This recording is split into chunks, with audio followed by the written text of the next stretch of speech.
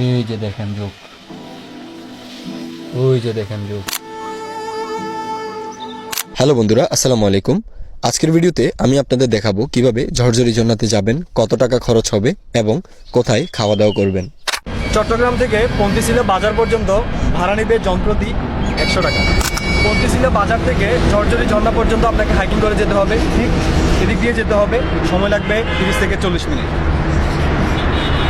পন্থিশিলা বাজারে এসে এখানে আপনারা দুপুরে লাঞ্চ অর্ডার করে যেতে পারবেন, আর যাবতীয় জিনিসপত্র, ব্যাগ, আসবাবপত্র এখানে রেখে যেতে পারবেন। দুপুরে খাবারটা অর্ডার করে যেতে পারবেন এবং হচ্ছে আপনার সকালের নাস্তাটাও কিন্তু এখানে সেরে যেতে পারবেন। পন্থিশিলা বাজার থেকে কালো রোড হয়ে সোজা আসলে একটা রেলগেট পেয়ে যাবেন। তো এদিক থেকে একটু বামে গিয়ে হচ্ছে আপনার কাঁচা রোড পেয়ে যাব। তো কাঁচা রোড ধরে আমরা ঢুকে যাব রেলে। রেল লাইন থেকে একটু এদিকে হাঁটলে হচ্ছে এই রোডটা। তো এই রোডটা দিয়ে আমরা যাব। এখানে একটা সাইনবোর্ড আছে, বট গাছ আছে। ক্ষেত পাথরের এই যেই রাস্তাটা আছে এদিক দিয়ে সোজা চলে আসবেন। তারপর হচ্ছে এখানে একটা সাইনবোর্ড দেওয়া, গণপ্রজাতন্ত্রী বাংলাদেশ সরকার। তারপর হচ্ছে ওই বন বিভাগ বারুইয়াঢালা, এটা সাইনবোর্ডটা আছে, এদিক দিয়ে চলে যাবেন সোজা। রেলবিট থেকে 10 মিনিট হাঁটলে এরকম একটা দোকান পেয়ে যাবেন। তো এদিক দিয়ে আমরা চলে যাব। যদিও যাওয়ার পথে পানির দেখা মিলবে না, একটু ভিতরে গেলে কিন্তু পানি দেখা মিলবে।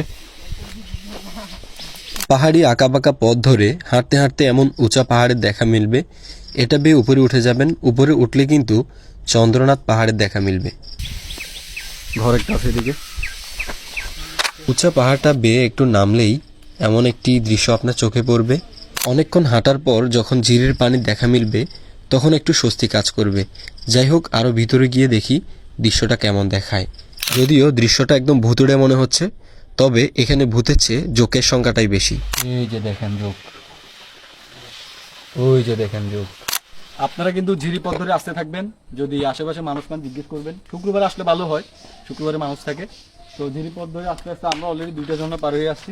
ঝরঝরি ঝর্ণার কয়েকটি ট্রেল আছে, যেমন মেইন ঝর্ণা, এরপর স্বর্গের সিঁড়ি, মূর্তি ঝর্ণা, আমিয়ার মাখুম। আমাদের টিম মূর্তি ঝর্ণা পর্যন্ত এসে আর যেতে পারেনি, আমরা এজন্য আর বেশি দূরে যাইনি, আবার ব্যাক করেছি। আপনারা চাইলে একটু রিস্ক নিয়ে ভিতরে যেতে পারবেন, তবে আমি বলবো রিস্ক না নিয়ে এখান থেকে ফিরে যাওয়াই ভালো।